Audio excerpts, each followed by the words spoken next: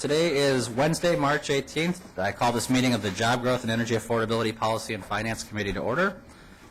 First, Representative Clark moves approval of the minutes dated March 17th. Is there any discussion? Seeing none, all those in favor, please signify by saying aye. Aye. Opposed, say nay. Motion prevails. The minutes are adopted. They got to get you where they can. Members, we have 5 bills on the agenda today, but only Representative Vogel is here, so attendance being prompt and on time, he gets to go first. Representative Vogel moves that Representative Vogel, to your motion. Thank you, Mr. Chair. I will move House File 1105. Representative Vogel moves House File 1105 for possible inclusion in a later bill. Representative Vogel. Thank you, Mr. Chair. And there's also an author's amendment. We did not have a author's amendment in the packet, Representative Vogel. We did.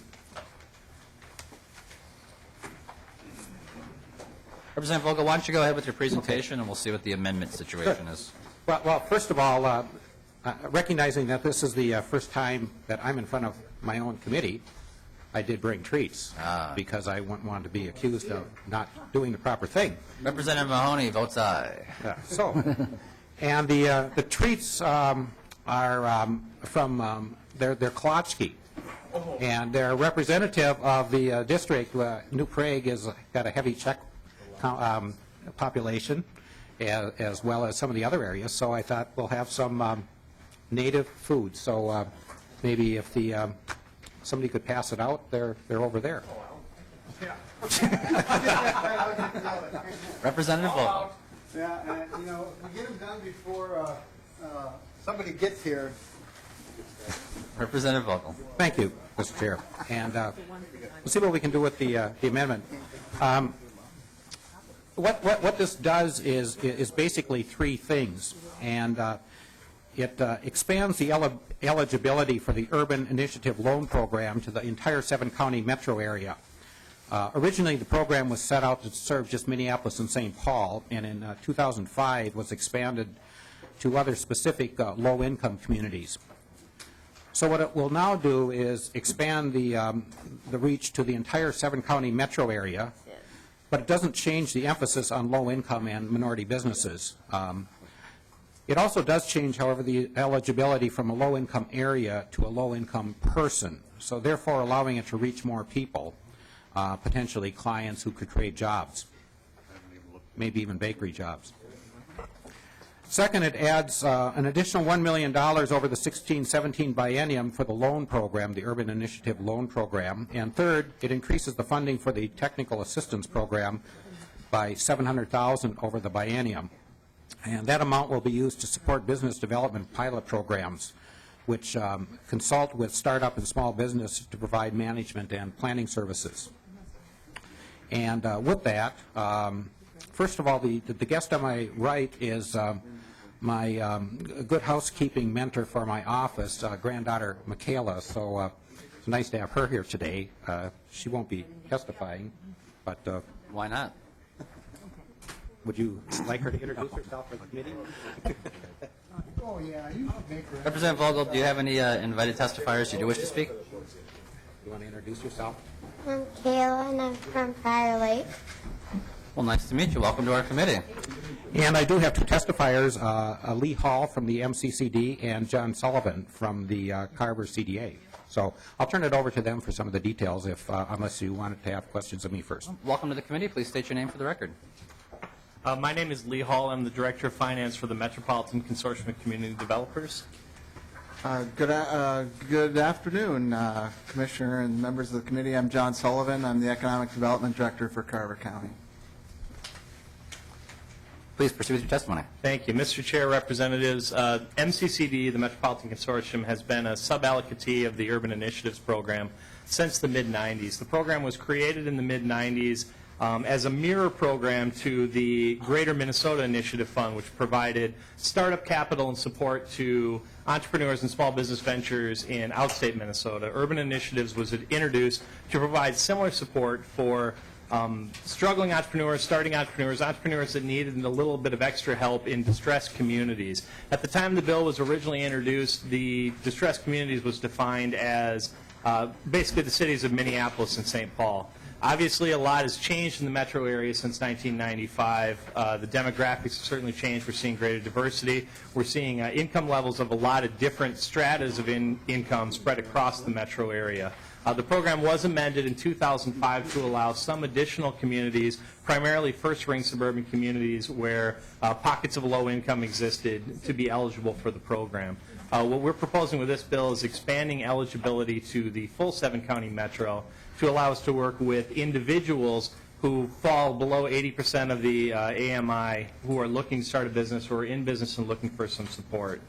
The importance of the program, this capital really serves as an important leverage tool. It lets us work with businesses where we have a passionate entrepreneur, where there's really an opportunity for growth and expansion, but maybe they're not in a position where they're really able to directly access private capital at this stage of their business. It's not a replacement for private financing. It's not a replacement for the banks. It's an enhancement tool. I want to give one story of a UIP business that I was able to help in the last couple of years. When we talk about urban initiatives, when we were talking to Representative Vogel about our hopes with this bill, we were talking about what we identified as the service donut in the metro area. The outstate initiative programs covered everything outside of the 7-county metro. The urban initiatives program really specifically helped the cities of Minneapolis and St. Paul and communities right around that. And so what that really left was a service donut, everything between those core cities and where the initiative foundations met. This support wasn't really available to help those businesses.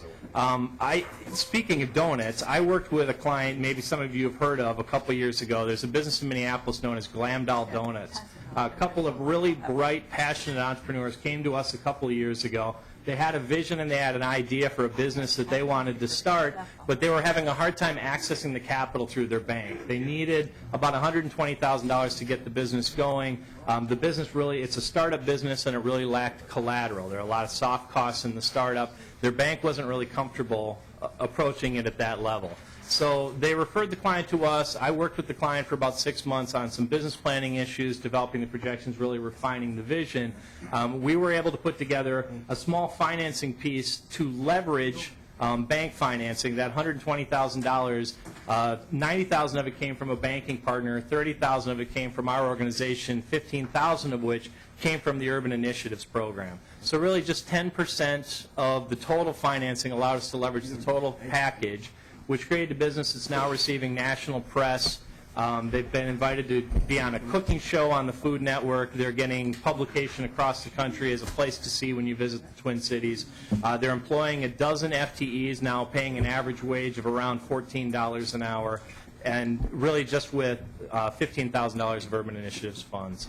And that's pretty common of what we see with these funds. We have about a $5 million total capital pool for the activity that we do. About $500,000 of that really comes from these Urban Initiatives funds. So this little bit of money that the state puts in becomes sort of that first layer of capital, which allows us to leverage other outside resources. We're able to bring in investments from foundations, investments from commercial banks that we can layer and make available to entrepreneurs. So really about 10% of our total portfolio comes from these funds and lets us bring the rest of those dollars in.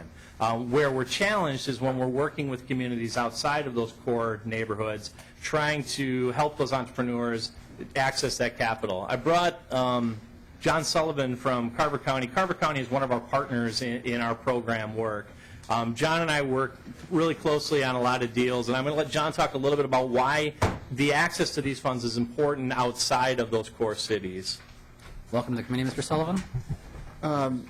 Thank you, Chair, and members of the committee. And Lee, thank you very much. This bill is important as a practitioner of economic development for Carver County. Lee had talked a little bit about that service donut, if you will. Our incomes overall in Carver County are fairly high, but to some degree that's a detriment to us because I can't tap into a lot of federal sources. We're not eligible for the Economic Development Administration funds. We're not eligible for the USDA rural development.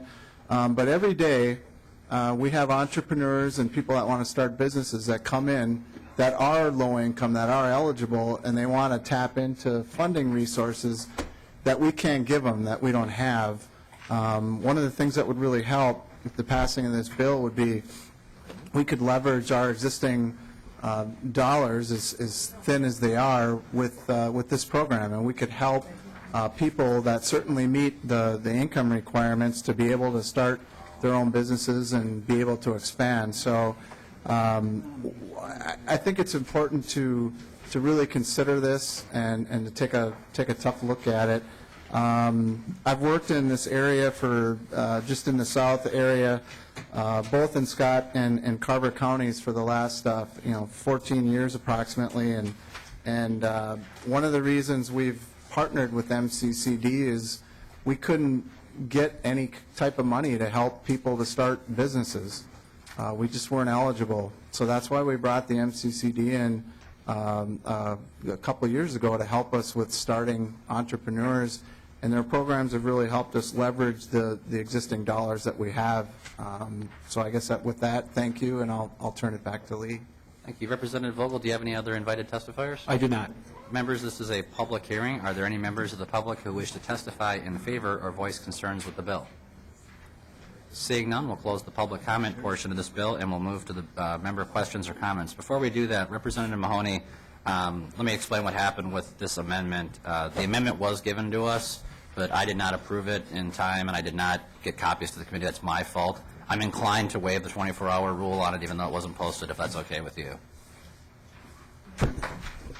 Mr. Chair, I met with some of the advocates for the bill and was fully aware that something like this was coming. I think it's just fine, and Okay.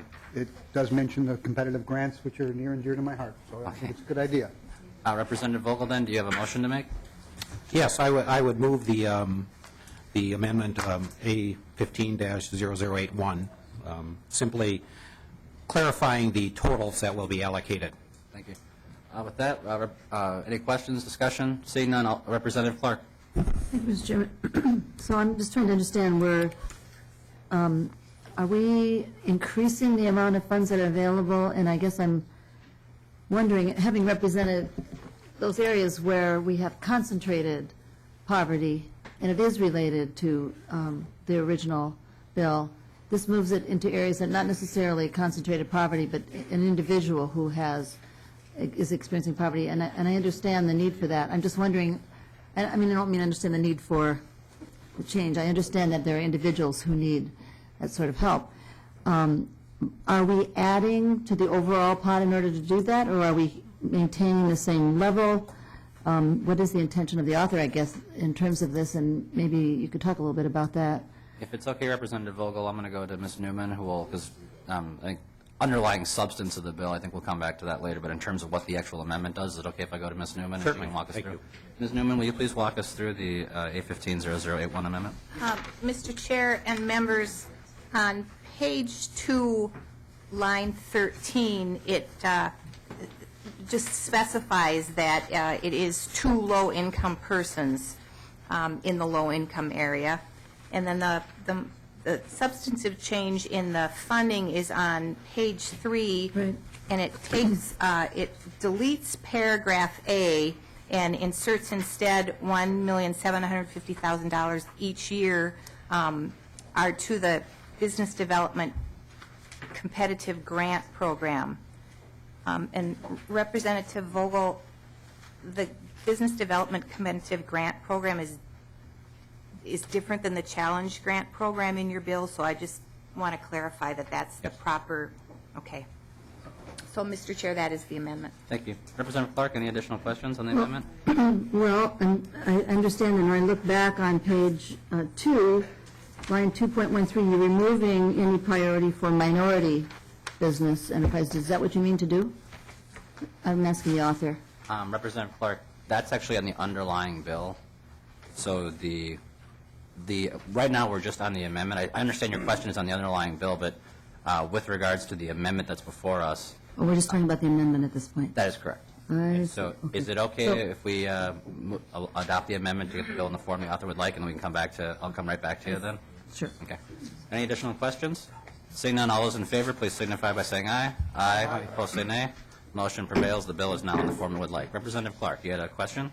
So, Mr. Chairman, I'm trying to understand, I guess the broader question is, the first one was, are we adding to a pot, or are we using the same amount of money and spreading it out more and eliminating minority preference or minority concentration and, focus. The focus has changed, and I'm wondering if we're adding more money so that we can do that, or if we're just continuing the same amount. Representative Vogel. Mr. Chair and Representative, it is actually adding money to both things, both the loan program and also to the consulting program. I can have Mr. Lee possibly explain that, or I'm sorry, Mr. Hall, explain that maybe a little bit better if you need more clarification on exactly where that money might go. Thank you, Mr. Chairman. Representative Clark. Yeah, I would like to know what the difference is. We'll start with that. To Mr. Sullivan or Mr. Hall? Mr. Chair, Representative, the an urban initiatives program was originally capitalized with $6 million. It's had 2 small allocations added to it over time. Those funds are recycled in the program as loans are made. But at current time, I don't have the exact dollar amount available, but at current time, the funds available through the state that are unallocated is about $125,000 for the program as a whole. So what this bill is requesting is that $1 million of new money be added to that allocation, which would then also be opened up for use in these new communities. So the bill does both things. It adds funds to serve minority and low-income businesses outside of the current geographic area, but it's also adding additional resources so we can continue to serve businesses inside the geographic area. Representative Clark. Mr. Chairman, so if that's your intention, why are you eliminating the word minority on line 2.13? To the testifier. Mr. Chair, Representative, it's just, I'm sorry, we didn't mean to eliminate it. It's actually incorporated later in the sentence.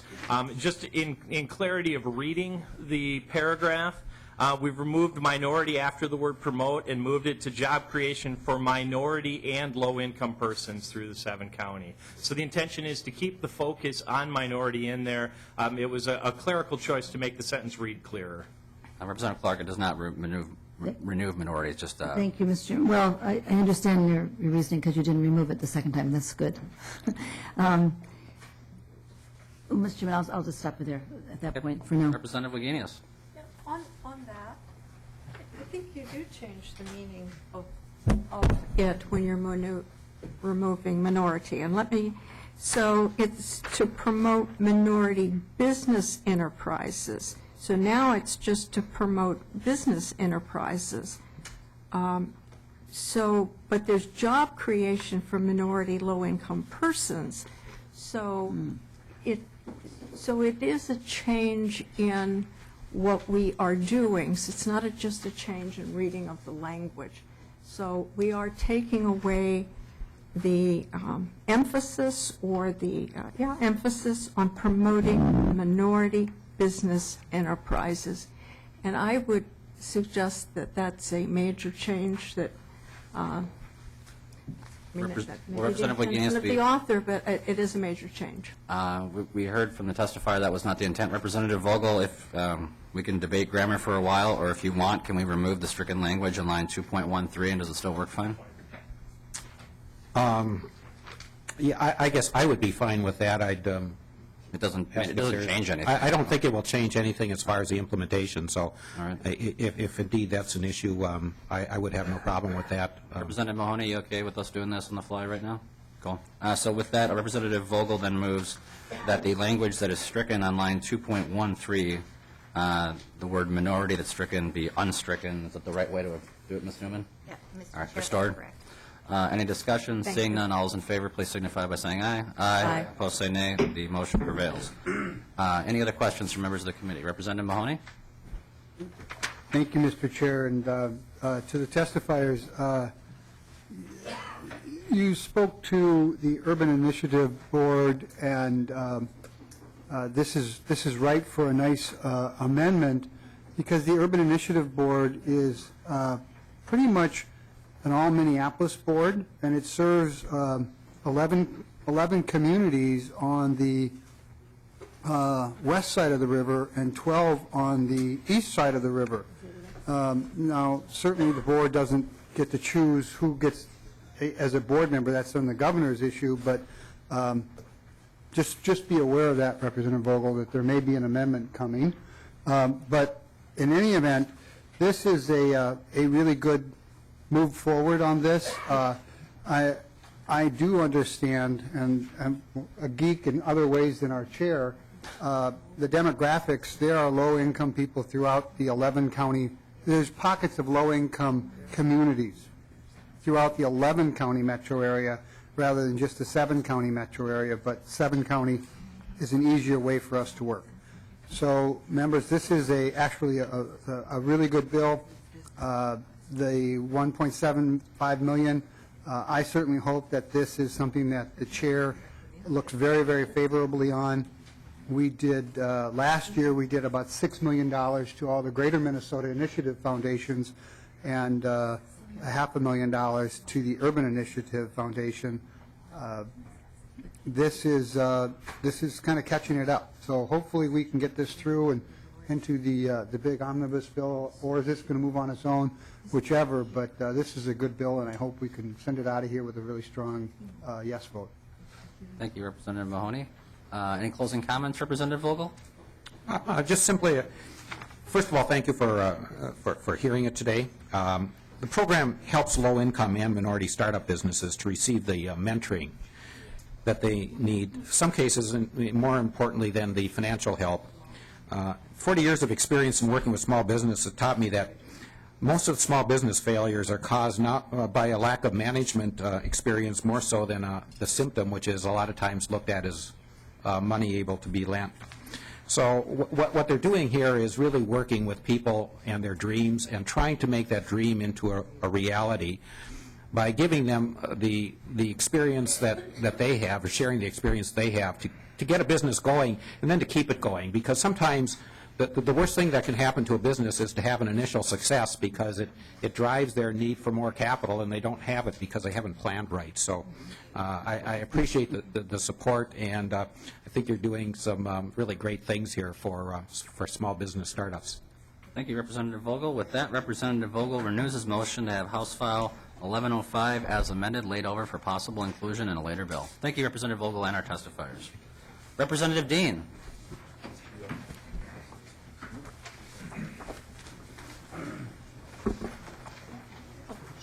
Representative Dean, do you have someone to move your bill? I will move it. Who said that? Okay, I looked over and I saw staff. I was like, you can't do that. What do you mean? Representative Scott moves that House File 1012 be recommended to pass and referred to the Committee on HHS Finance. Representative Dean. Thank you, Mr. Chair and members. I appreciate the time today for your consideration of House File 1012, and what that does is it provides more choice for Minnesotans who are receiving services and want to live in a community-based home. And what we have done in the past is we've moved from institutionalized settings for care to community-based settings for care. And part of that was to cap the number of people living at any one place. In 2011, Representative Abler, realizing that there was a need for more flexibility in that, to be able to provide people places where they want to live, lifted a cap of 4 people per house to 25% per building. What that does is it allows for more flexibility so that people can live where they want to live. Representative Clark has been a supporter of this in the past, and as we're moving forward, we want to be able to provide people with more flexibility. I have Mr. Chuck Peterson from Coalition, who is here to discuss this a little bit further, and that's my only testifier, Mr. Chair, to explain the bill. Before we go to you, Mr. Peterson, there is an A1 amendment in our packet. Is that yours, Representative Dean? Oh, yep. I'm sorry. I'd like to move the A1 amendment to get it in the shape that I would like, and that just is a technical amendment that changes the effective date to July 1st, 2016. Well, Representative Dean, you're not on this committee, so you can't move the amendment. Do you have an alternative strategy? I would appreciate anyone in the committee moving the A1 amendment. Cheryl moved the A1 amendment to a 1012 to put the bill in the form the author would like. All those in favor, please signify by saying aye. Aye. Opposed, say nay. The motion prevails. However, if I were to be on another committee, I would choose this one. And I would quickly choose a different one. Mr. Peterson, welcome to the committee. Please state your name for the record. Thank you, Mr. Chair. My name is Chuck Peterson, and I serve as Executive Director of Clare Housing and co-chair of the Coalition for Choice in Housing, which is a diverse coalition of tenants, advocates, individuals, and providers who believe that all Minnesotans with disabilities deserve meaningful choice in housing. I'm here to ask your support of House File 1012, which is a bill that completes 4 years of work on a very complex policy issue. It addresses an issue which our legislature, the federal government, and the courts have been struggling with for many years. Specifically, it strives to find a way to achieve two important imperatives of providing people with disabilities both meaningful choice for quality supportive housing as well as integration in the community. One of the central components of the current statute is that no more than 4 or 25% of tenants in a setting can receive certain home and community-based services. Despite the existing cap, over the past several years, Minnesota has allowed individual supporting housing projects to move forward, such as Touchstone's Rising Cedar Apartments for people living with mental illness and Claire Housing's supportive housing apartments for people living with HIV. These exceptions were created because we know that this hard 25% statutory cap is a barrier to providing the kind of high-quality supportive housing that people deserve and is needed in our community. Although the current statute was created with good intentions, it's fallen short for several reasons. First, it's been characterized as unlikely enforceable in its current form under fair housing law.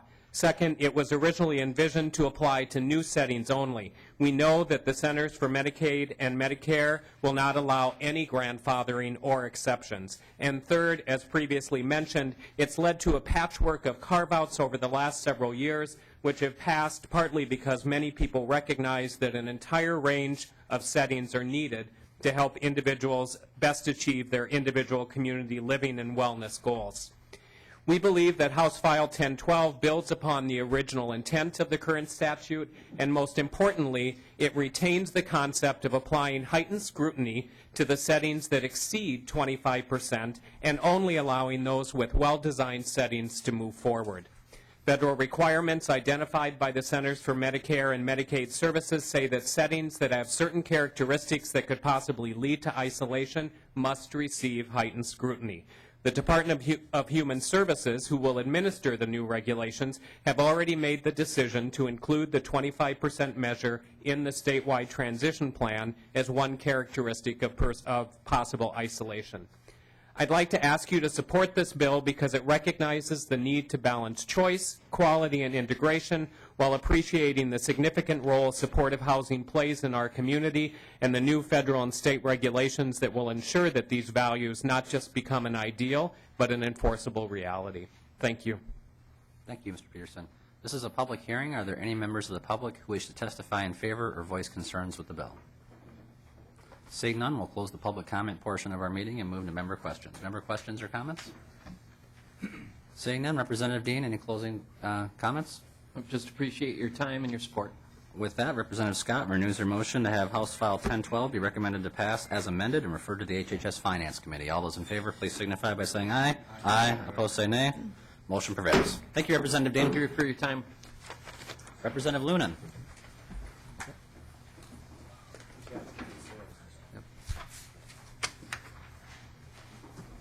Thank you, Mr. Chairman. I move that, ask that we move File 713. Representative Loonan moves that House File 713 be considered for possible inclusion in a later bill. Representative Loonan, do you have any amendments to your bill? I do not. Okay, Representative Loonan.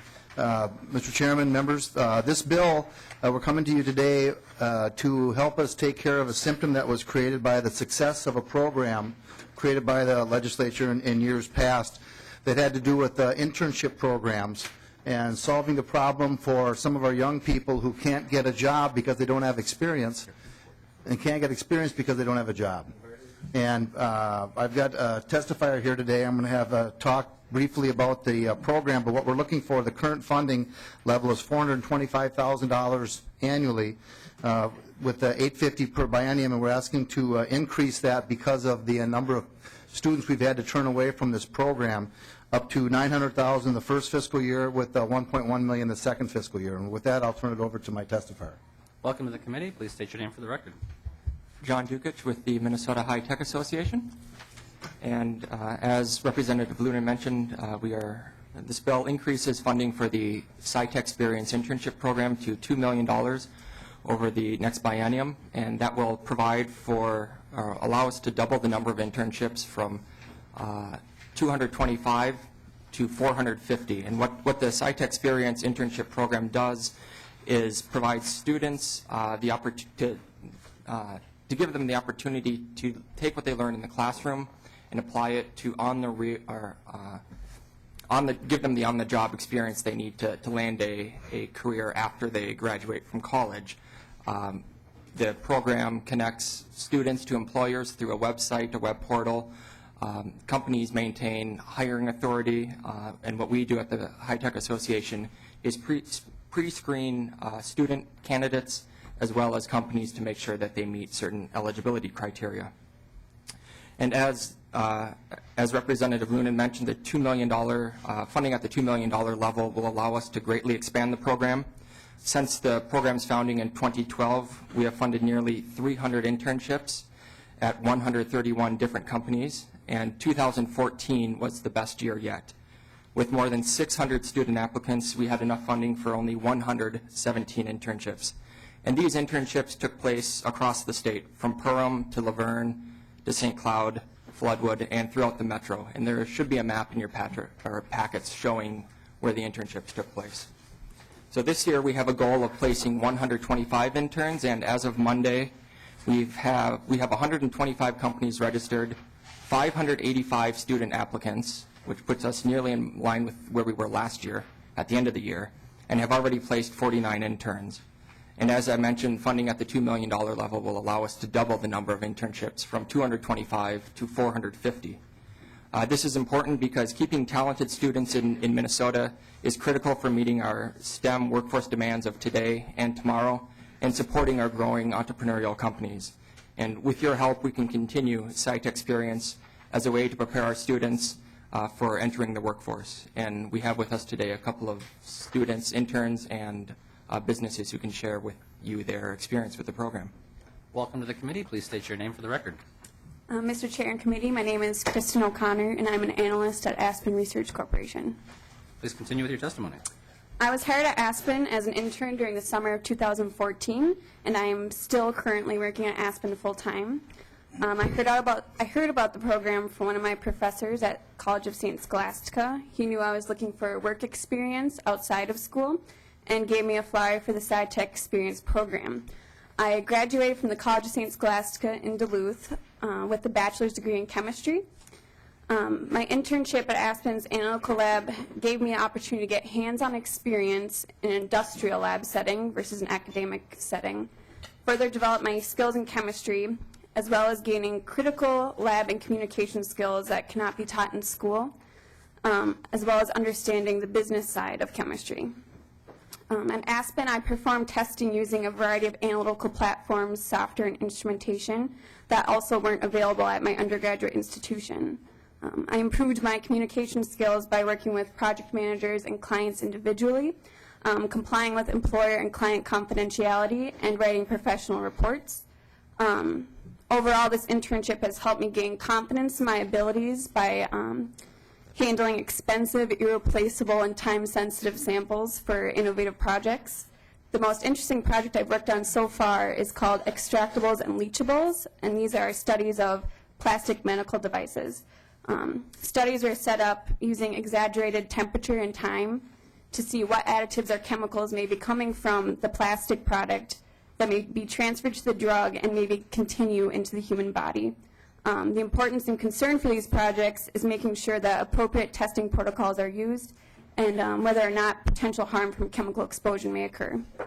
My goals for my future career include working in industry, but prior to my internship, I was unsure about what field of chemistry I wanted to focus on or if I wanted to continue to graduate school. My time at Aspen has allowed me to gain experience in not only a variety of analytical platforms, but also build relationships with coworkers and ask them about their educational and work experience.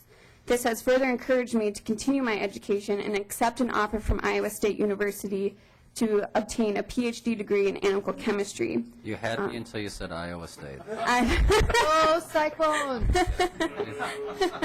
We will not vote on alma maters. Yeah. Are you planning on coming back to this one? Yes. You may want to stay a name. Iowa and come Yep. I apologize for interrupting your testimony. Please. That's all right. I was definitely unsure about the PhD program before starting my internship, and I wouldn't feel as prepared for graduate school or motivated to continue my education without confidence, skills, and expertise that I gained at Aspen. I believe that my overall experience from working at Aspen will greatly contribute to my graduate education and future success as an analytical chemist. Thank you for your time. Well, thank you very much. And you said you're from Prior Lake, right? Prior Lake, Minnesota. Is this a constituent of yours, Representative Vogel? Or Representative Loonan? Sorry. No, that would be in Representative Albright's district. Oh, okay. Good. Well, thank you again for your testimony. Welcome to the committee, sir. Please state your name for the record. Thank you, Mr. Chair. I'm Roger Pearson, and I'm the President of Analytical Services at Aspen Research.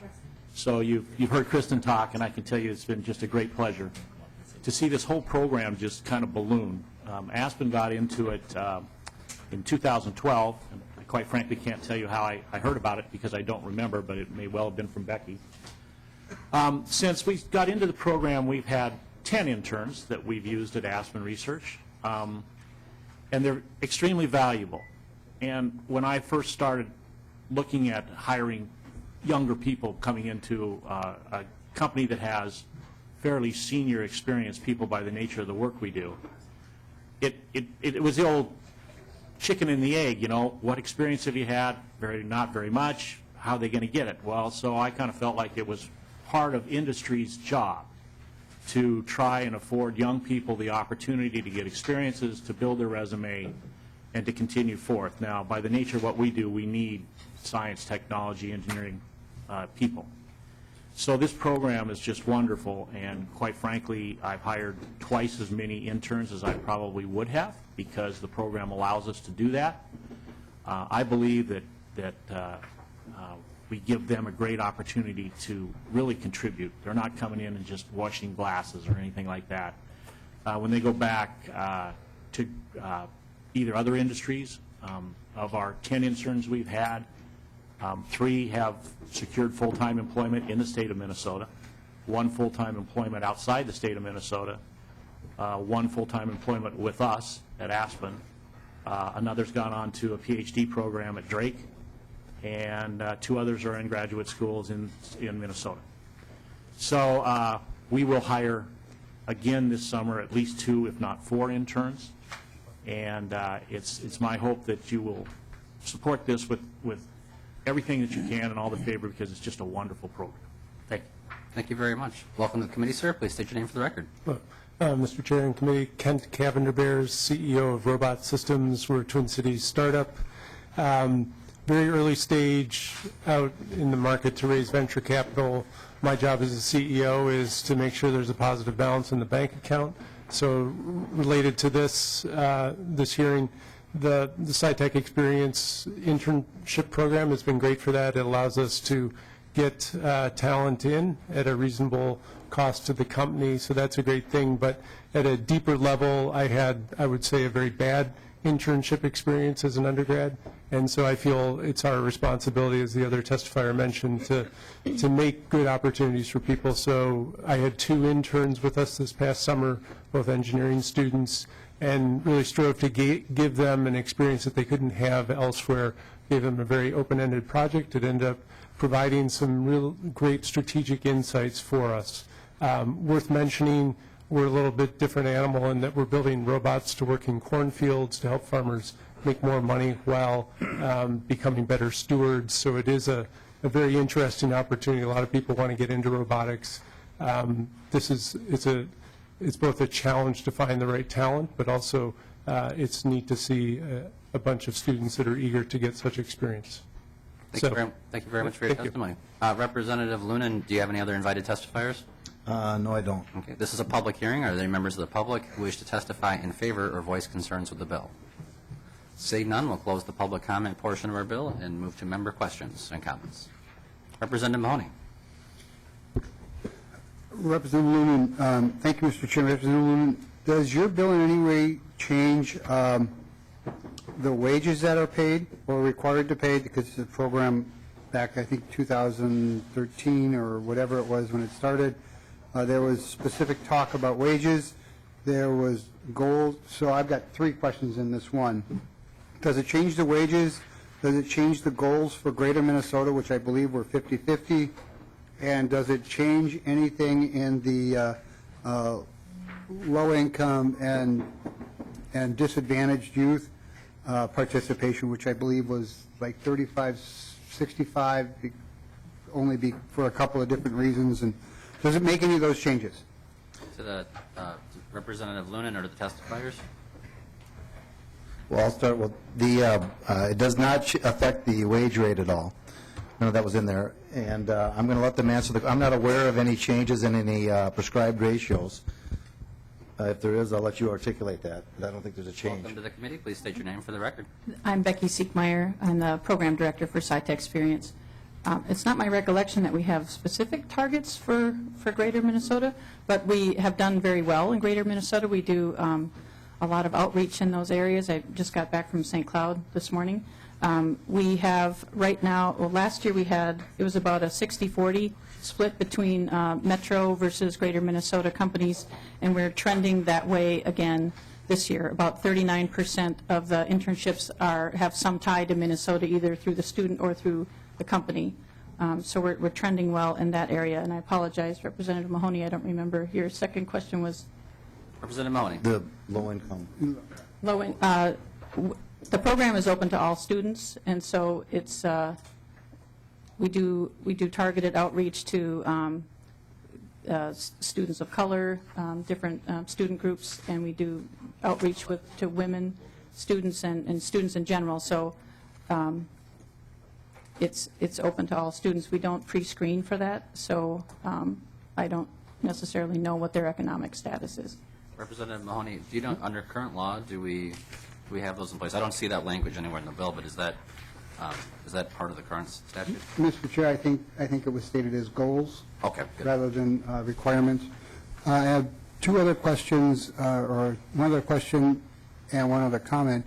Do the testifiers or the author know the dollar figure that other states put into programs? I know there are other states that do programs like this, maybe not the same name, but the dollar figure that other states put in. Testifiers? Mr. Chair, Representative Mahoney, the last figures that I heard, in Nebraska, there's a program called Intern NE, and they funded their program, the last I heard, at $3 million, I think it was annually, so significantly higher than what we fund our program here. And there's also a program in Ohio, not sure what their funding is. I think it's similar to Nebraska, but they place 600 to 700 students per year as compared to our 100 and some. Representative Mahoney. One other question or one other comment. Again, I would be remiss if I didn't point out that going off your map here on the metro locations, there's 13 of them are on the west side of the river, and only 10 of them are on the east side of the river. But just a. What's the difference? I want to be consistent. Representative Looney, or would someone else have? Representative Hartman. Thank you, Mr. Chair. Representative Mahoney, as a West Sider, I think it's incumbent upon me to point out that on a per capita basis, you're probably doing very well on the east side if the ratio is 13 to 10, considering the population ratio. No. And once again, we witnessed the classic west side, east side battle in this committee. Seeing no additional comments, Representative Loonan, any closing comments? Thank you, Mr. Chairman, members. This program was originally set up to involve and help businesses that weren't large enough to have their own HR department. It's been very successful in that endeavor. And in that, the money that we're giving out has a matching component to it so that they have skin in the game as well. It seems like what's happening on this is that the students are having a strong enough experience that they're going back, word of mouth is getting out, and that's what's causing the increase in appetite for a situation like this, and it's creating a lot of winners, and I ask for your approval. With that, Representative Loonan renews his motion to have House File 713 laid over for possible inclusion in a later bill. Thank you, Representative Loonan, and thank you very much to our testifiers. Representative Kresha.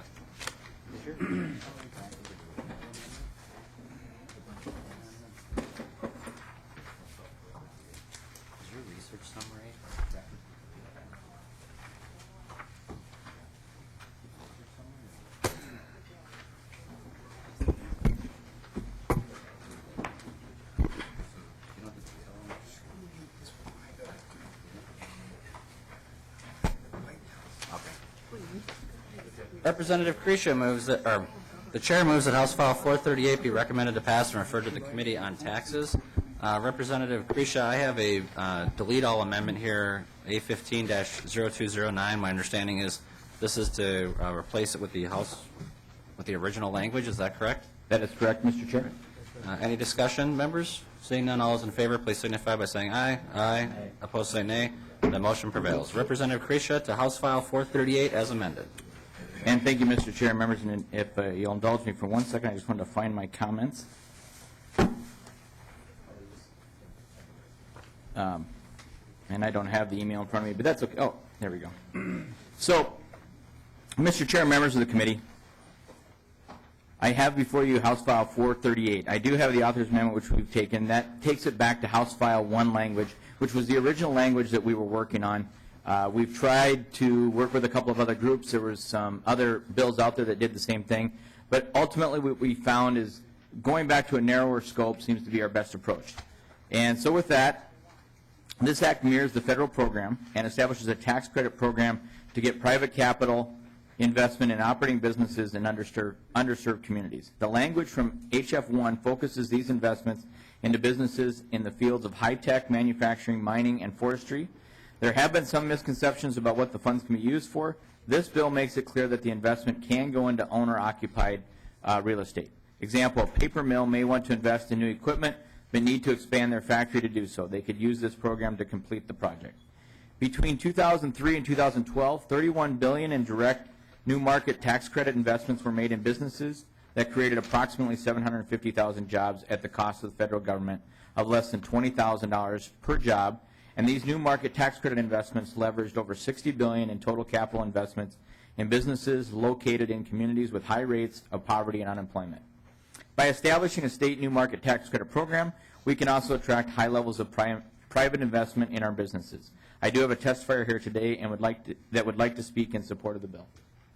Welcome to the committee, sir. Before we have you state your name for the record, the chair is going to move, staff has brought to my attention on page 3, line 3.36. I believe that word is supposed to be equity. The second word is qualified equity, not qualified entity investment. Is that the understanding of the testifier as well as the author? Yes, Mr. Chair. So with that, the chair will move that correction. Any discussion? Seeing none, all those in favor, please signify by saying aye. Aye. Opposed, say nay. Motion prevails. Welcome to the committee, sir. Please state your name for the record. Good afternoon, Mr. Chairman and members. My name is Paul Cassidy. I'm with the law firm of Stinson Leonard Street. I represent Enhanced Capital, an investment firm that's been participating in both the federal and state New Markets Tax Credit Program over the past several years. The federal New Markets Tax Credit Program was established during the Clinton years and enacted by Congress in 2000 in order to direct capital investment into existing operating businesses located in low-income communities.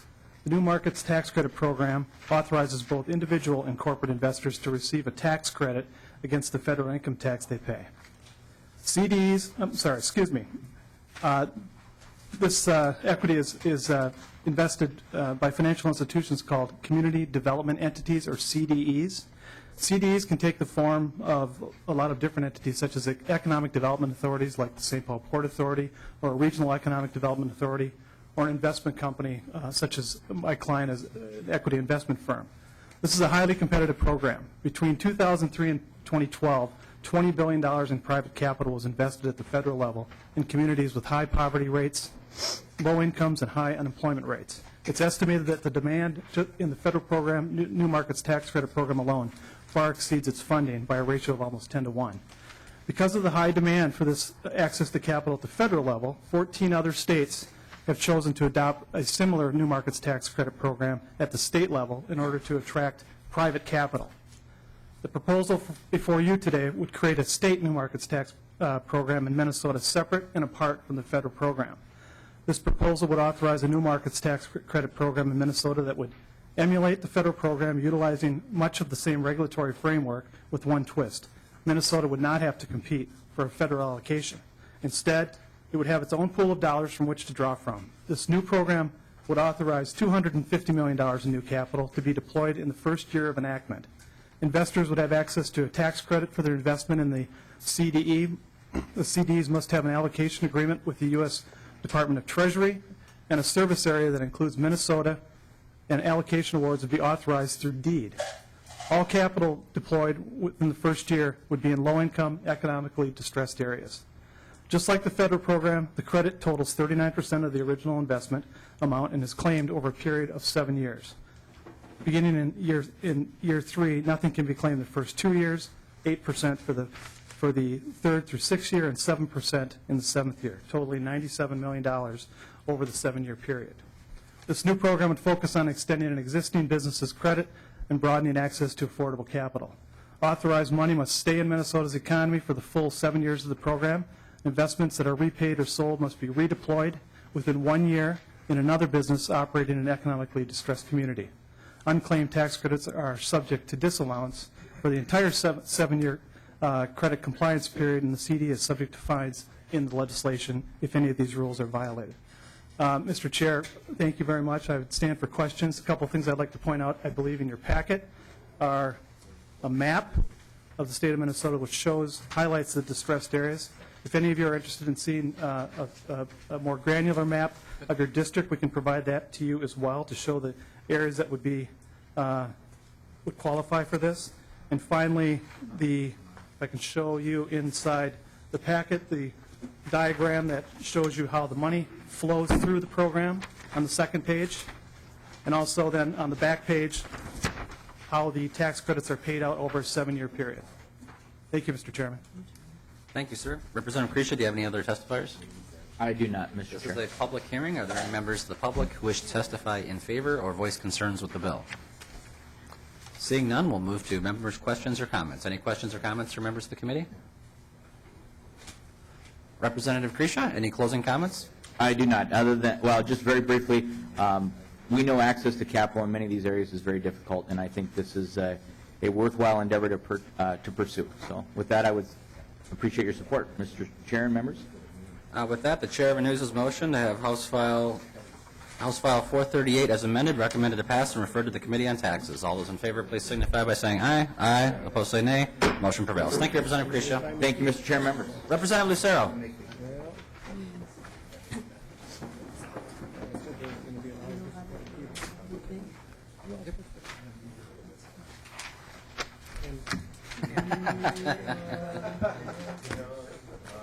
Singly?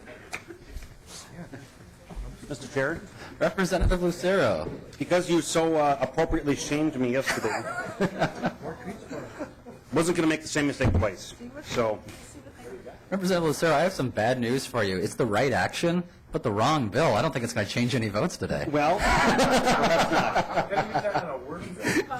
But what I do have for us today is cinnamon chip scones from a company called Great Harvest, which is just down the block, as a matter of fact, on Selby. So, whoever wants to pass them out.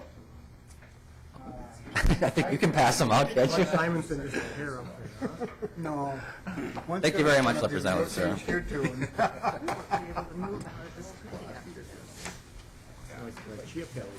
They're important.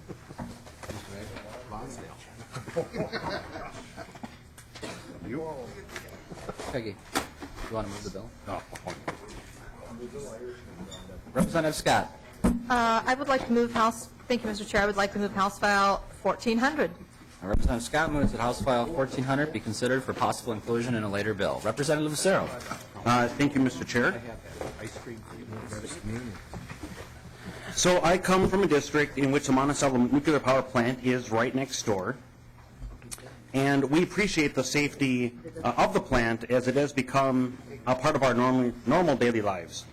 The Xcel Energy Monticello nuclear power plant was built in 1970.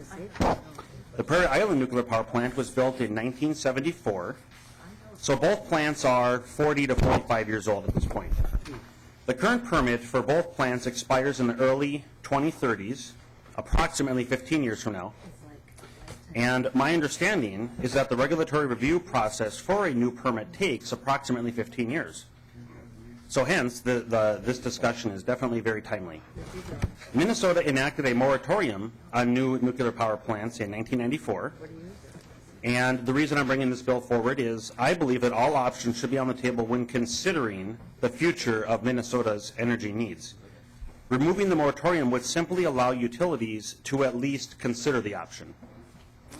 And, Mr. Chair, I do have 5 testifiers. And I would like to bring the first one up, Bill Heenley from International Brotherhood of Electrical Workers. And I have Mr. Melander is on deck, so if he's still here. Okay. Welcome to the committee, sir. Please state your name for the record.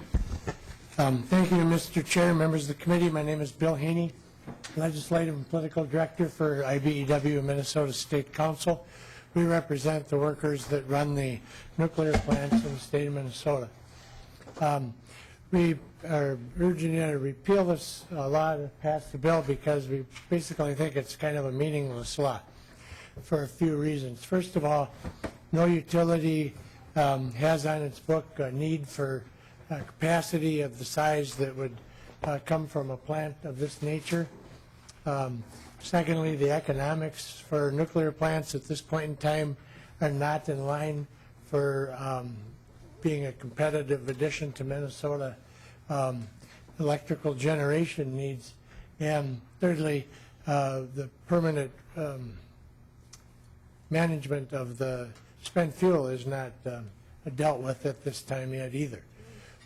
If a utility needed capacity of this size that a nuclear plant would bring, and if the economics were in line, and if the spent fuel was dealt with on a permanent basis, all those 3 things, those stars aligned, I think this moratorium would fly off the books in a blink of an eye.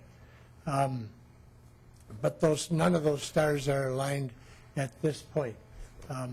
If you're going to vote for this bill thinking it's going to provide jobs, building trade jobs, I would urge you to think again about that. I think it'll provide some jobs for lawyers, but certainly not building trades people, simply because there's no plans to build a plant of this size. The law as it stands does not prevent anybody from talking about it, thinking about it, and it certainly doesn't prevent a utility from considering it. If, like I said, all those stars were aligned and a utility were to sit down with its planners and say, hey, let's see what kind of a new plant we should build because we need this great addition to our capacity here, they would be subject to serious shareholder lawsuits if they didn't consider a nuclear plant. And again, if they considered it and all the stars were aligned, then I think it'd be a go, but that's where it's at today. Thank you, Mr. Chair. Thank you. Mr. Melander and Mr. Gerber's on deck. No, I think you jumped ahead. I'm Haney, Melander's on No, I know you're done, though. I'm calling for Mr. Mr. Melander's testifying next. Welcome to the committee, sir. Please state your name for the record. Chair, committee members, excuse me, my name is Harry Melander. I'm here on behalf of the Minnesota Building and Construction Trades Council. Our organization represents 60,000 workers within the construction industry. As I like to say every time I get an opportunity, thank you for putting our industry back on track. I'm here today. My comments will be much briefer than they were across the street. Part of my testimony over there was more personally based. So mine are going to be very direct in regards to just creating options for a discussion for baseload energy within the state of Minnesota. We believe in 2015, we're able to have a conversation not only about nuclear energy, but other difficult things that face the state of Minnesota, and we would encourage all of you to allow us that opportunity to at least have those types of conversations in baseload energy options. Thank you. Thank you. Mr. Gerber and then Mr. Evans, you're on deck.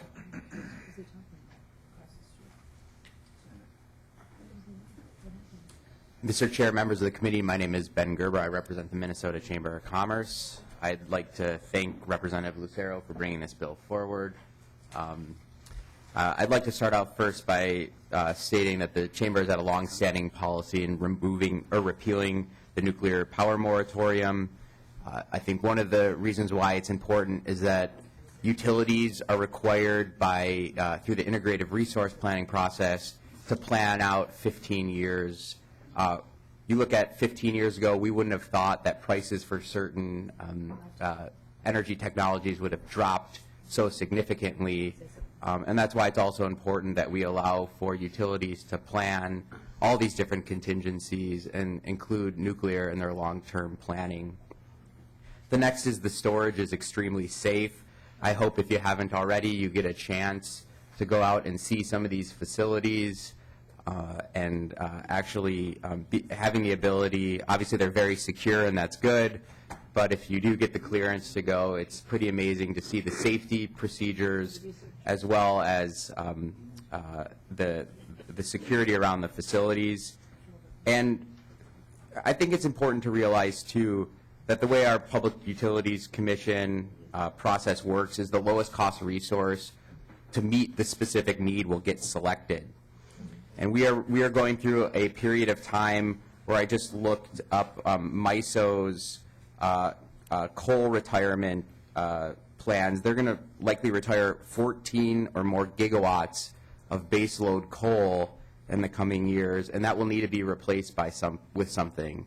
And that something will likely either be natural gas or potentially, if this is removed, could be nuclear. So I think it's important for the planning, and obviously cost is a concern, and the Chamber looks at that very closely, and we'd like to work with utilities to at least study this. And with that, I'll stand for questions. Thank you, Mr. Gerber. Next, we have Mr. Evans and then Mr. Makala. Welcome to the committee, sir. Please state your name for the record. Mr. Chair, members of the committee, I'm Rick Evans with Xcel Energy. I just really can reiterate what others have said. We're looking forward at a challenging time in the utility industry as we start to encounter things like a carbon-constrained universe and the need to replace aging infrastructure, and as some of our plants start to approach within the planning horizon, which is 15 or 20 years, the end of their useful life. And so we need to start thinking about those things. And I'll just use the cliche that others have used, is it's good to have all the tools in the toolbox. It's certainly true, as some of the other witnesses have said, that as we look at it now, the construction of a nuclear plant seems to be very expensive and possibly outside of what the Public Utilities Commission and the utility might choose as a resource plan. But things happen to change very rapidly. Technology changes around us all the time, and our belief is that this is a good bill to, again, put all those tools back in the toolbox, keeping in mind that, of course, the Public Utilities Commission is the ultimate decision maker as to what resources are chosen as we go forward as a public utility. So this is not a decision that would be left to private entities or certainly to Xcel Energy, but would be part of a statewide process determining the best way to go forward with our energy resources. Thank you. Mr. Evans, just a quick question. What are the current licenses for Monticello and Prairie Island? When do those currently expire? There's a question I should know the answer to. We just renewed the 20-year licenses. Just for some of the members of the committee that are new, the original license on the nuclear plants were for 40 years. Those expired a couple of years ago, and we were able to renew those licenses for 20 years, which is the standard renewal. There is no prohibition in law against renewing them for an additional 20 years, but it happens in the United States because of the age of our nuclear fleet. No one's ever done it, so it would be charting new territory. Having stalled to answer your question, I will say that I think it's something like 2023, 2024. That's not right. That's longer than that. I think we're going to go to the answer validation center. Go to Mr. Glahn over there. He seems to have... I think we're going to go to the answer validation senator, and that is Mr. Eloff. Mr. Eloff, do you know what the numbers are? And Mr. Glahn can confirm it if he wants. Mr. Chair, my understanding is that the Monticello license will expire in 2030, and the two units in Prairie Island are 2033 and 2034. That sounds right, Mr. Chairman. And again, but there is a possibility that they may be, at that point, they may be extended in the future. We just don't have a reference point for other facilities across the nation that have been extended a third time for their license. Is that correct? That's correct. Thank you. Thank you, Mr. Evans. Mr. Bakula and then Commissioner Grant. Welcome to the committee. Please state your name for the record. Thank you, Mr. Chairman and members of the committee. My name is Nathan Makla, and I'm a state government relations manager for the Heartland Institute in Chicago, Illinois. For nearly 2 decades, Heartland has studied economic and environmental impacts of nuclear power. Today, my testimony is going to explain why it's environmentally beneficial, why nuclear power is safe, and why lifting the prohibition of new nuclear facilities outweighs any cost. My first point is that nuclear power is environmentally beneficial. Nuclear power is America's largest source of clean air, carbon-free electricity, which produces no air pollutants or greenhouse gas emissions. Beyond air quality, nuclear power can produce a vast amount of power from a tiny volume of fuel and requires far less land use than other green energy sources such as wind. An average nuclear power plant occupies 1/3 of 1 square mile, whereas wind farms must use up to 200 square miles of land to generate the same amount of power. In Minnesota, nuclear plants currently produce 21% of Minnesota's electricity and 56% of Minnesota's emission-free electricity, thus preventing the emissions of tens of thousands of air pollutants. Compact baseload nuclear plants are a direct substitute for baseload coal plants. As a result, opposing nuclear energy has been increased use of coal. It would be prudent for those who oppose nuclear energy to consider the consequences of this position. Legislation for action on climate change and against nuclear energy are incompatible goals. My second point is that nuclear power is one of the safest energy options. Nuclear power plants in the United States are held to the strictest regulatory standards in the world. The nuclear power plants are subject to rigorous Nuclear Regulatory Commission oversight, NRC, including inspections, preventative and corrective maintenance, and extensive equipment testing. The NRC is also required to report to Congress the number of abnormal occurrences that take place at nuclear power plants. Beyond NRC oversight, the Institute of Nuclear Power Operations keeps a database of operational issues in the nuclear power industry. According to this database, not a single safety significant event has occurred since 2002 in the United States. The Heartland Institute Science Director, Dr. Jay Lehr, has stated that nuclear is the safest form of energy. The nuclear industry has ramped up its safety efforts in recent years. It has developed a diverse, flexible mitigation approach to address the risk of loss of power and maintaining effective cooling. More than $2 billion of safety enhancements have been implemented since 2011. And it should be noted that for half a century, there have been no radiation-related health effects linked to nuclear power facilities. The National Cancer Institute asserts that nuclear power plants effectively protect the public's health.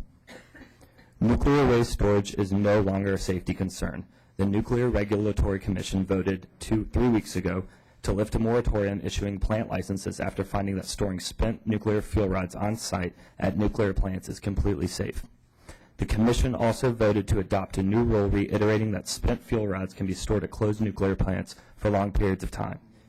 Minnesota nuclear plants will be regulated by the same federal agency other nuclear plants around the nation are regulated by, meaning if you trust the federal government on issues like TSCA reform, Ozone Next, the Clean Air Act, then you certainly must trust the NRC to keep Minnesota safe. My third point is that there's economic benefits of nuclear power in the state of Minnesota. Nuclear power is not an intermittent energy source, which makes it more reliable and renewable energy. Nuclear power produces electricity when needed, regardless if the sun is shining or the wind is blowing. Most plants have an 18 to 24-month supply of uranium fuel in their reactors. This allows for grid stability, which provides consumers stable and affordable electricity cost. Nuclear power employs more than 1,300 high-skilled workers in Minnesota. Over $315 million of materials, services, and fuel for the nuclear plants are purchased annually for more than 1,150 Minnesota companies. The average payroll for a nuclear power plant, 550 workers, is $40 million and contributes $470 million to the local economy. Chairman and members of this committee, I encourage you to separate facts from unproven fears that are often brought up when talking about nuclear power. Ultimately, government should enact those regulations that are necessary, only those regulations that are necessary to protect the health and the public health and the environment. Nuclear benefits both the environment and its public health. In conclusion, the expansion of nuclear power in this state would be beneficial to the environment. The industry has a proven track record of safety, and the new construction of these plants would provide significant economic benefits to your state. Therefore, Minnesota should lift its moratorium on the construction of new nuclear plants. Thank you for allowing me to speak. Thank you very much for your testimony, sir. Commissioner Grant.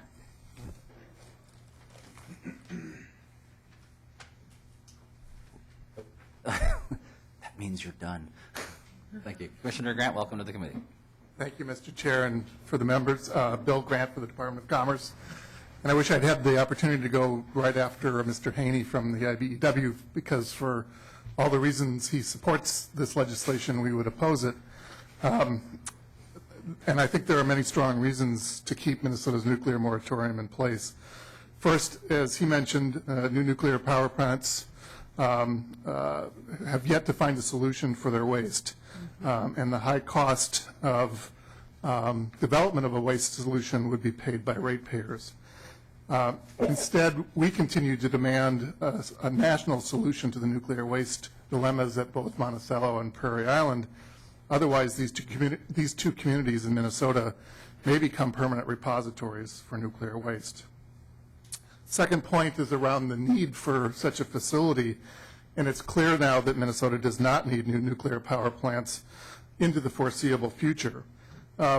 According to the plans submitted by our utilities to the Public Utilities Commission, Minnesota does not need to build new baseload power for at least the next 15 years. The last nuclear power plants in Minnesota began operating in 1973. The last coal-fired power plant was commissioned in 1987. In the meantime, Minnesota electric utilities have responded to increasing electricity demand with a diversified mix of lower cost and environmentally preferable resources such as wind and facilities that burn natural gas and biomass fuel. The third point, Mr. Chair, is the cost issue. And costs continue to be the major sticking point for new nuclear power plant construction in this country.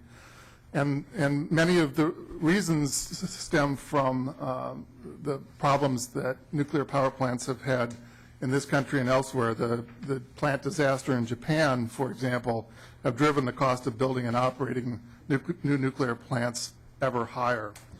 And for consumers, the rate impacts, particularly to struggling businesses facing global competition and low-income Minnesotans already paying a disproportionate share of their income for energy, would be unacceptably severe. So, Mr. Chair, the Department of Commerce is committed to working on Minnesota's energy future with the legislature, Minnesota's electric utilities, and stakeholders to determine how we can best meet our statewide energy needs and strengthen our economy without exposing ourselves to the higher costs and risks of nuclear power. I'd be happy to take any questions, Mr. Chair. Thank you, Commissioner. In your testimony, you said we don't need new generation for the foreseeable future. Are you using 15 years as the foreseeable future? Mr. Chair, just to clarify, I said we don't need a new baseload capacity for the next 15 years. That's right, according to the plans that have been submitted to the PUC. So, Commissioner, when, if Monticello and Prairie Island drop offline, what baseload power sources are acceptable to the Dayton administration? Mr. Chair, a number of our utilities have existing contracts with power plants in hydroelectric dams in Manitoba.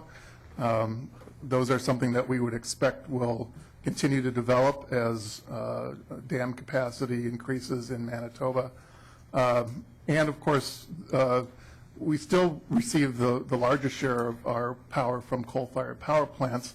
It has been mentioned that some of those will retire as they age, particularly the smaller, older facilities, and some of that has already started to happen. But we do expect the two major baseload units in the state to continue operating for some time. But Commissioner Grant, in terms of replacing this power, we can't build new coal-fired power plants. So how do we replace that power? Mr. Chair and members, I don't believe there's a prohibition on building new coal-fired power plants. There is going to be a requirement that they meet certain emission standards, and that is going to require carbon capture and storage technology, a technology that is still under development and may be available by the time new facilities will be needed. It's a generous statement, but yeah, the technology doesn't exist today to build a coal-fired power plant that would be allowed under federal rules, right? Mr. Chair, that's correct, but I think a new nuclear plant is going to have the same kind of difficult sledding for its own reasons.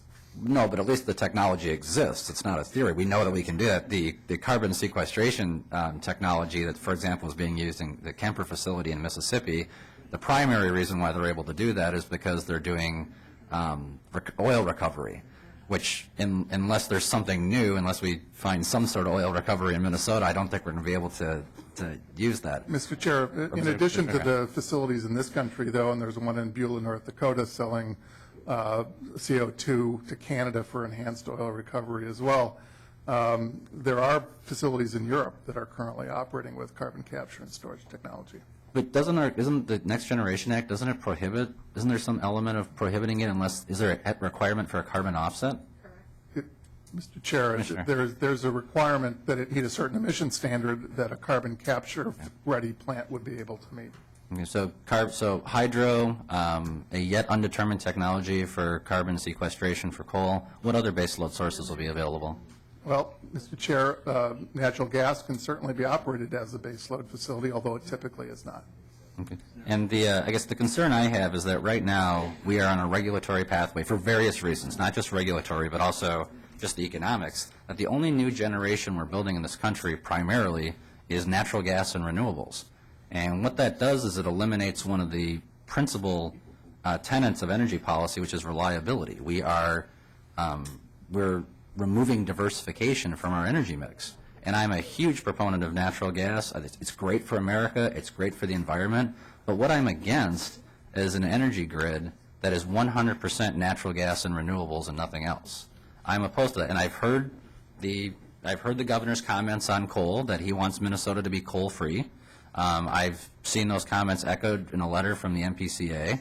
And so it's very concerning to me from a stability and diversification standpoint that there should be other things besides natural gas and renewables. And your comments excluded today, I've heard a lot of hostility to coal regardless of how it's done. The technology doesn't exist. I certainly understand natural gas can do that. Hydro isn't even the hydro facilities in Canada, the big one is really hasn't even developed yet. One of them's under construction.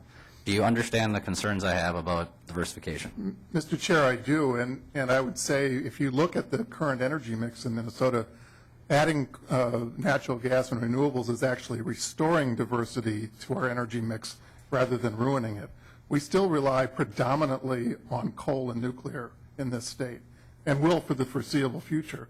As I see it, adding natural gas and renewables is actually growing our diversity, not lessening it. And Commissioner, I would agree with you that in the short term that is correct.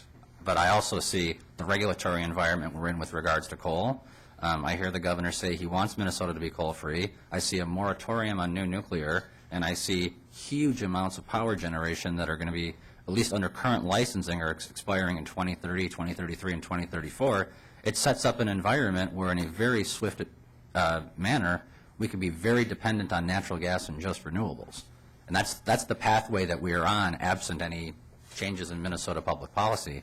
And you slap on the 111D stuff, and that's kind of where it is. So thank you, Commissioner. I appreciate you answering those questions. This is a public hearing. Are there any members of the public who wish to testify in favor or voice concerns with the bill? Come on down, Mr. Hottinger. Are there any other testifiers besides Mr. Hottinger? All right, Mr. Hottinger, you'll be our last testifier. Then we'll close the public comment portion, and we'll move to member questions. Welcome to the committee. Please state your name for the record. Thank you, Mr. Chairman. I appreciate it. John Hottinger. I'm here representing the Sierra Club. And I'm kind of like Commissioner Grant. Mr. Haney may have well said it all, but I will add a much reduced set of comments. The Sierra Club, as you know, is the largest grassroots voice to preserve and protect Minnesota's environment with 14,000 people. We have consistently been opposed to nuclear power. Much of the reasons still exist. The storage of radioactive waste, the potential costs of nuclear power, and that's, I guess, one of the things I've heard here is that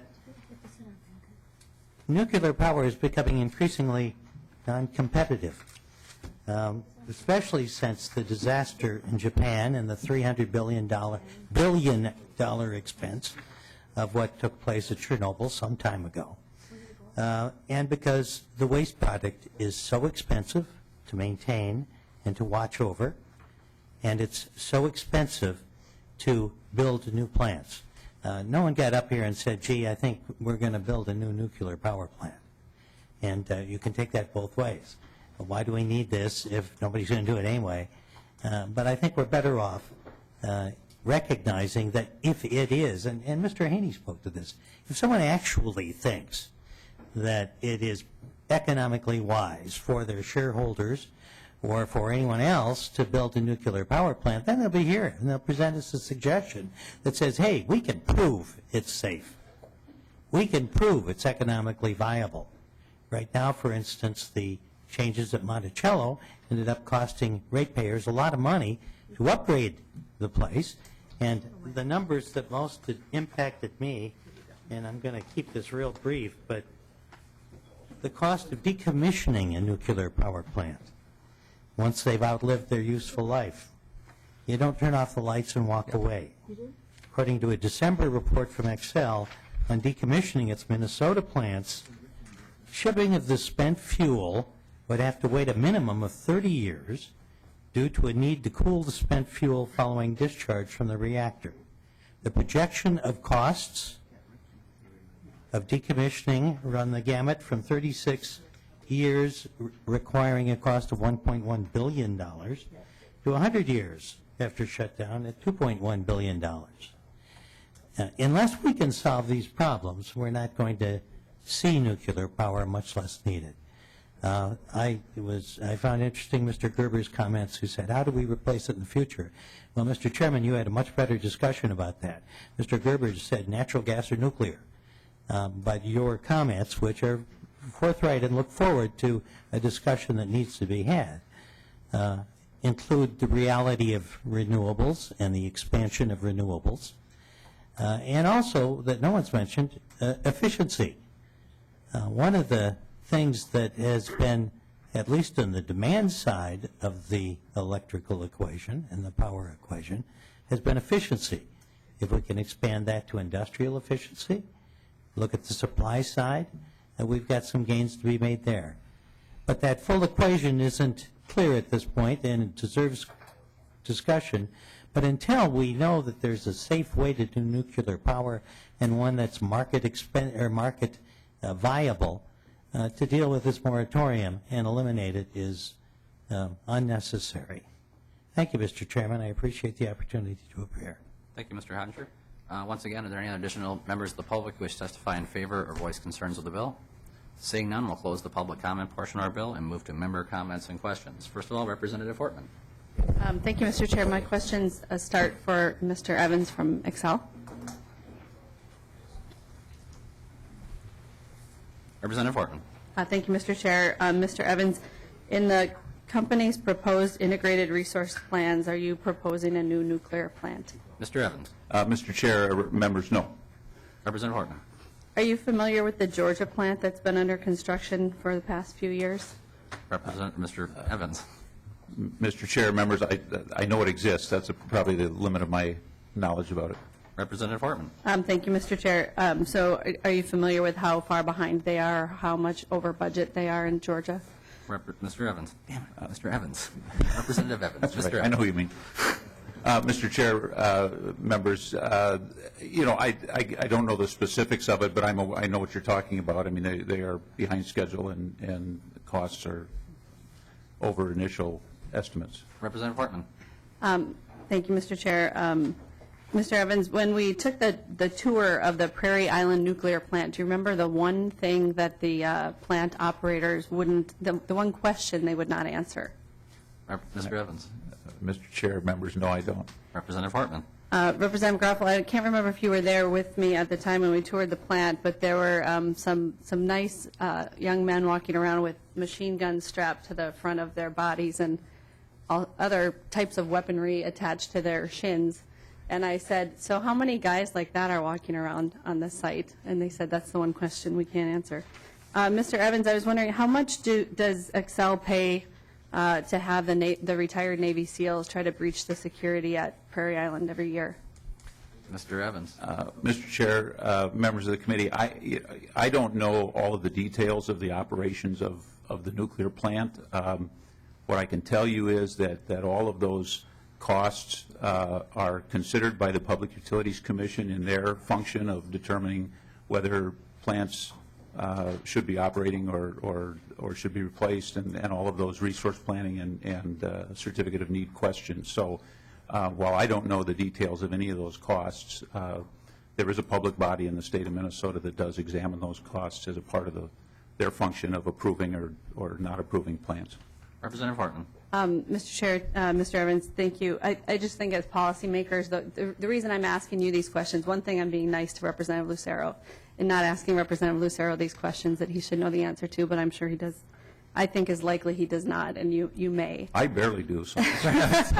But as members of this committee, if we were to vote in favor of a potential future bill that would have this provision in it, I think we would need the answers to those questions.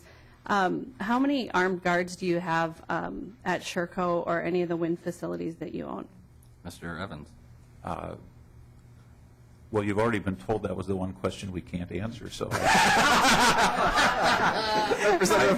have the additional excuse that I don't know.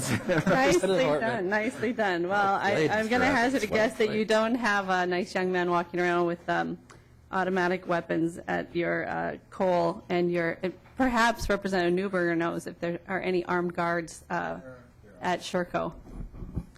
So, Representative Newberger. Representative Hartman, you could probably consider most of the residents of Sherburne County as the armed guard.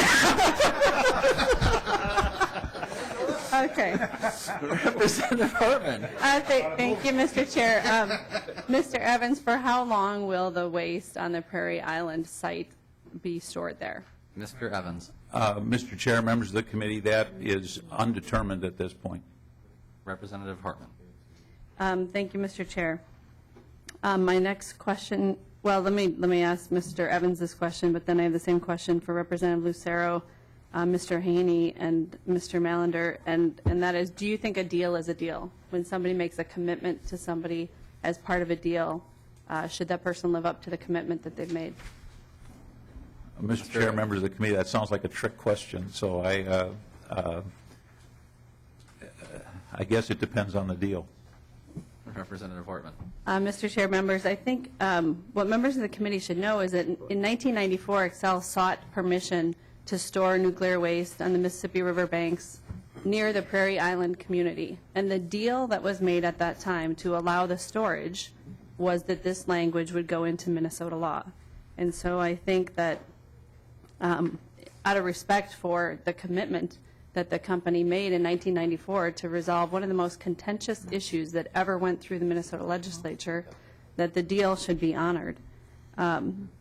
Nuclear is not cost effective. It is not safe. The chair and I could not, as members of the LEC, go visit the nuclear storage site in Carlsbad, New Mexico, because there was a radiation leak. So the LEC couldn't go look at the proposed secure waste storage site because it was not safe to do so.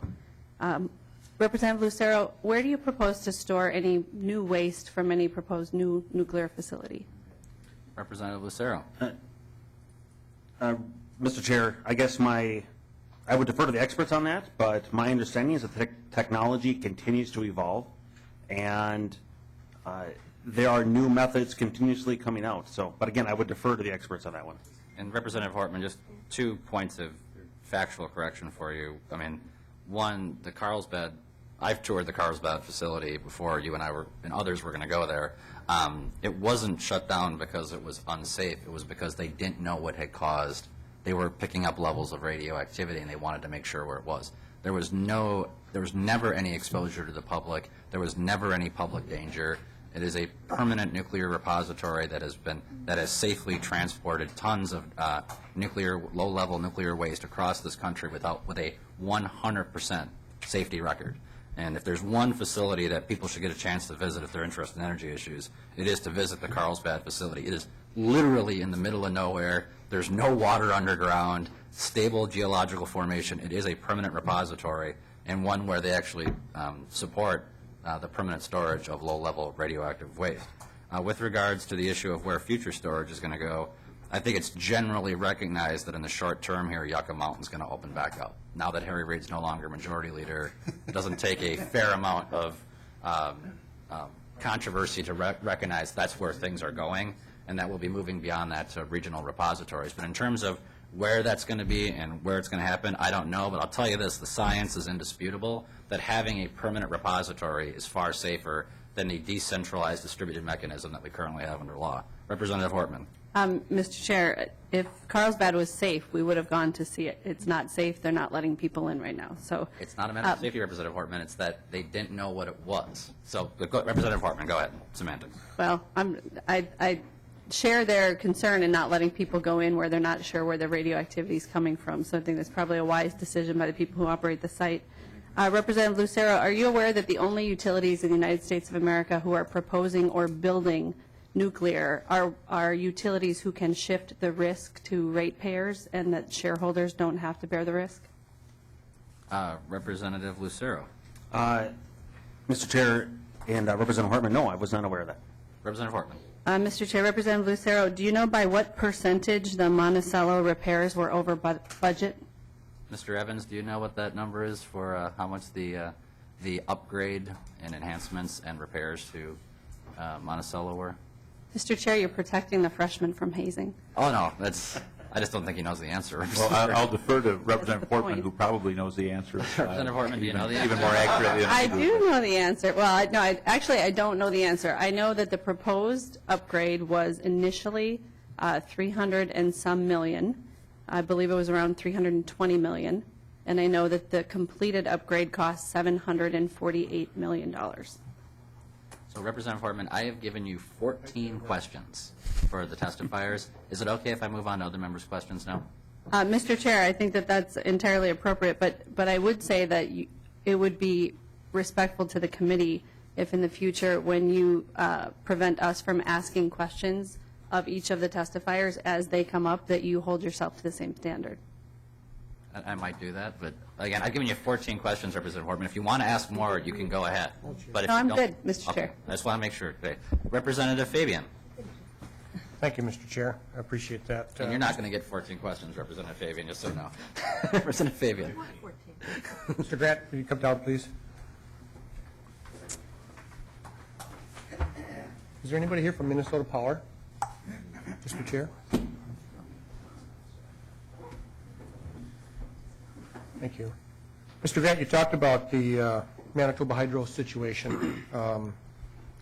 What do you know about, well, I won't ask that question. Currently, Minnesota Power is proposing a transmission line that's coming down, obviously, from Manitoba.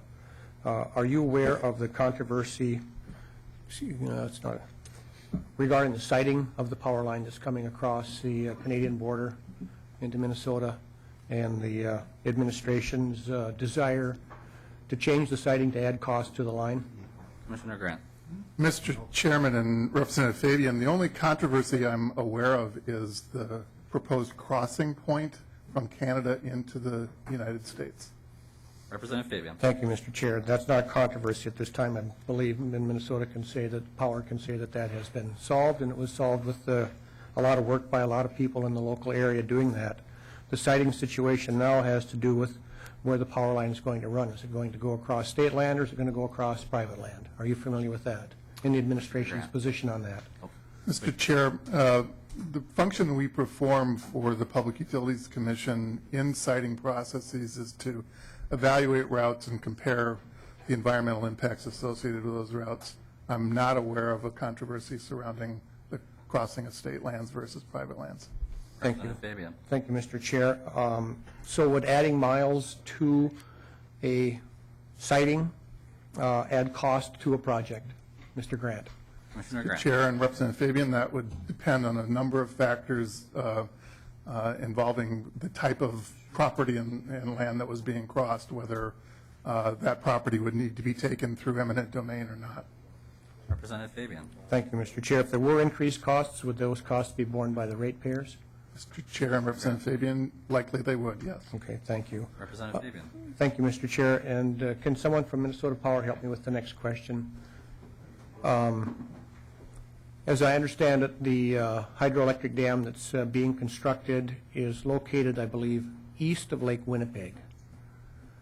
And rather than the transmission line coming straight south from east Winnipeg, east of Lake Winnipeg, it's actually going to be routed west of Lake Winnipeg and Lake Manitoba. Are you familiar with that, sir? First of all, if you could Mr. Chair, introduce yourself for the tape so that we know who you Mr. are. Chair, committee members, Thor Underdahl with Minnesota Power. Representative Fabian, I'm not 100% familiar with that. I could talk with our siting and permitting folks and the folks working on that line in the regulatory manner. Thank you. Representative Fabian. Thank you, Mr. Chair. Well, just a little latitude here. I am familiar with that. I've seen the siting and so forth, and it's going literally hundreds of miles west at higher costs, and they're going to be borne by the ratepayers. My point is that I hear so many people expressing concern about ratepayers, but because of siting and issues that associated with them that I think could be solved, we add costs that the ratepayers are picking up. So I get concerned that some of the issues that come forward with regards to the siting on state land versus public land, we had a deal pretty much worked out. Representative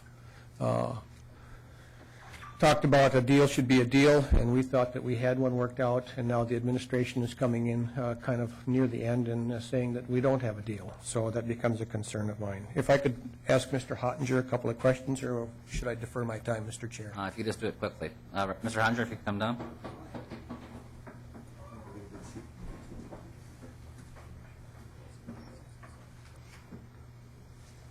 Thank you, Mr. Chair. Representative.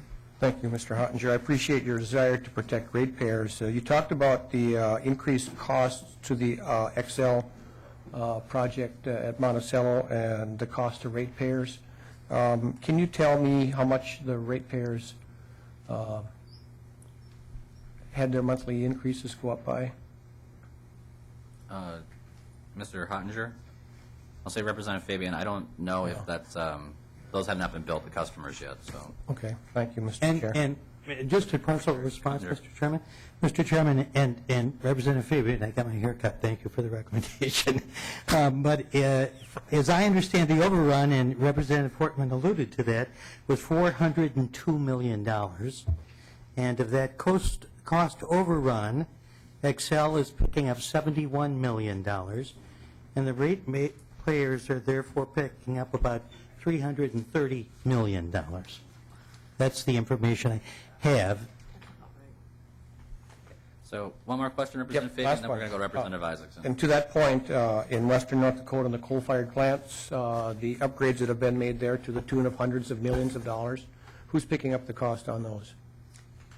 Mr. Chairman and Representative Fabian, I do not have that information.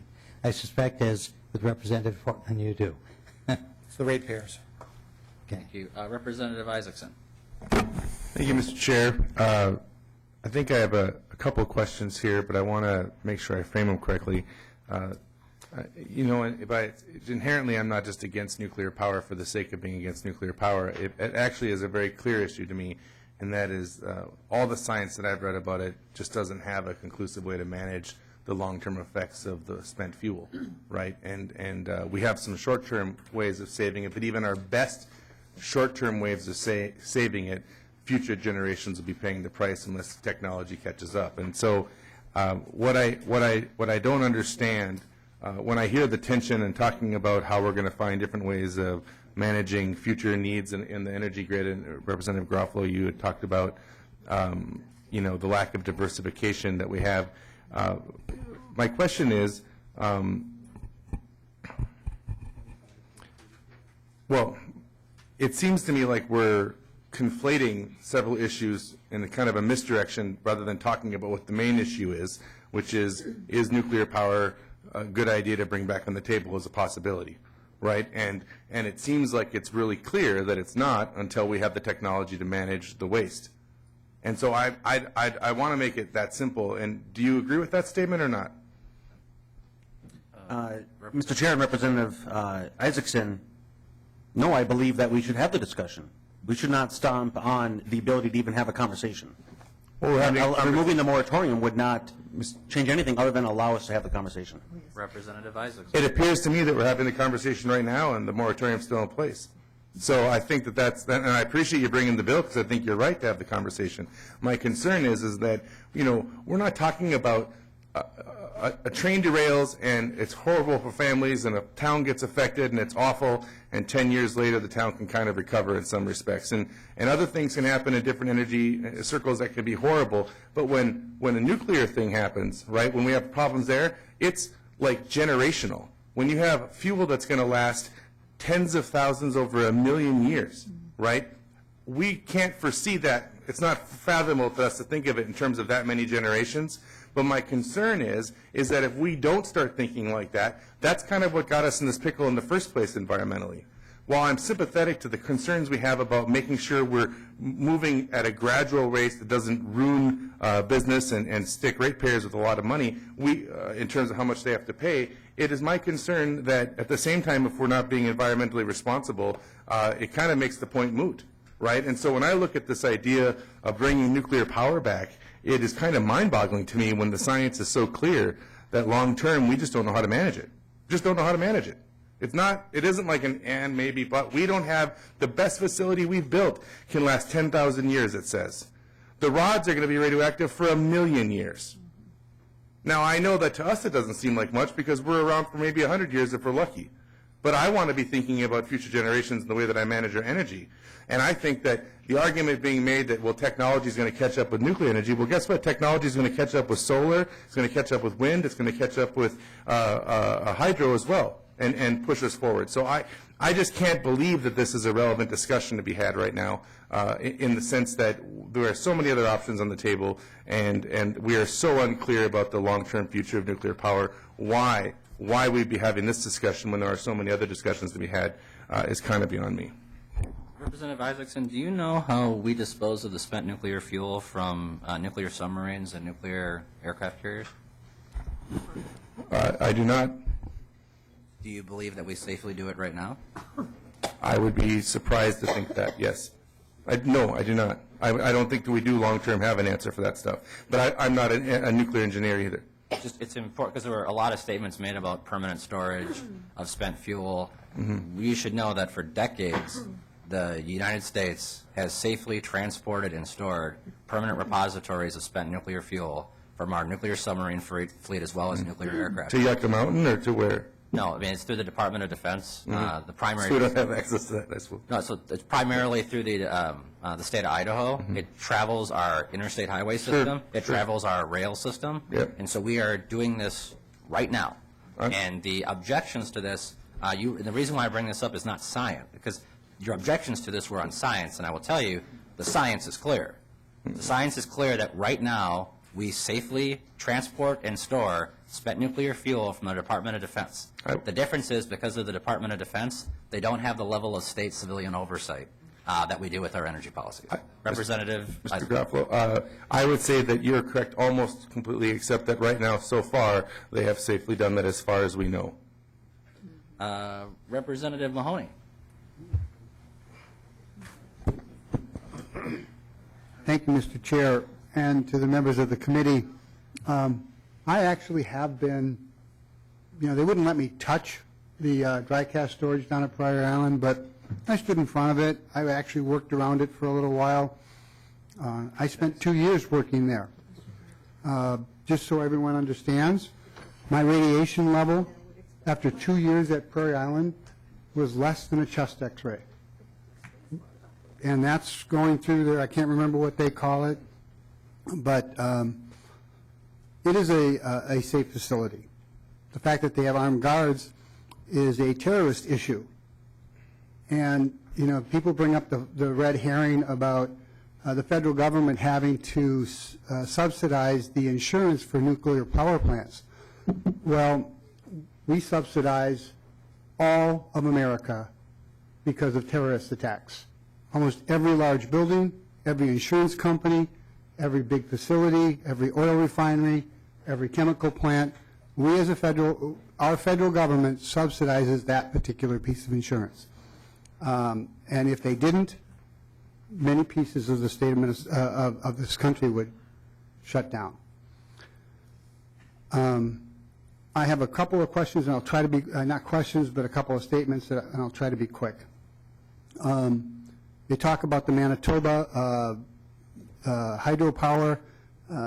I'm a bit concerned because I do remember the issue with the Native Canadian or First Citizens of Canada and their problem with hydro.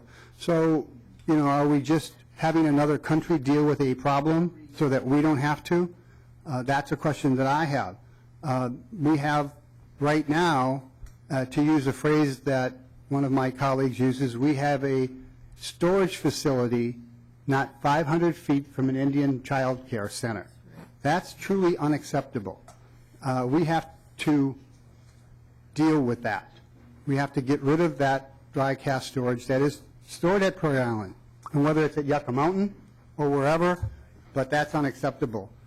But having said that, oh, and then the one other thing about people talking about Chernobyl, well, if you look at Russian technology and Russian technicians, and that Mr. Putin might be a little upset at me, but they were incompetent, and their designs were incompetent. And the Japanese fiasco was because they didn't put a roof and a second-generation generator on plant site. A complete human failure of planning, of engineers, not the actual plant itself. It was designed to be fixed. And in today's world, as they design these plants, you have a non-mechanical way of shutting the plant down. You don't need a generator. The plant comes to a certain point, the bells and whistles go off, the valves open up on top, and they fill the can. So, members, I have always supported lifting this ban for the simple fact that it is a 15 to 30-year process. And neither you nor I nor anyone in this room or in this state actually knows what we're going to be facing in 30 years. And fear should not dictate our decisions. So there, I've said all my piece. I'm going to support this bill moving forward so long as someone tells me that they're going to move some casks from Prairie Island.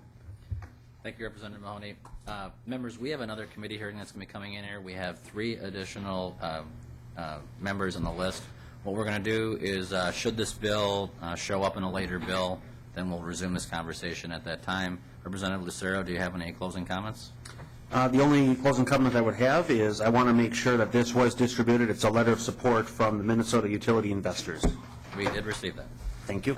And with that, the chair renews his motion to have House File 14 laid over for possible inclusion in a later bill. Representative Lucero, thank you, and thank you for the treats. Members, thank you again for members' brief questions and comments last night as well as today. It is greatly appreciated. With that, we are adjourned.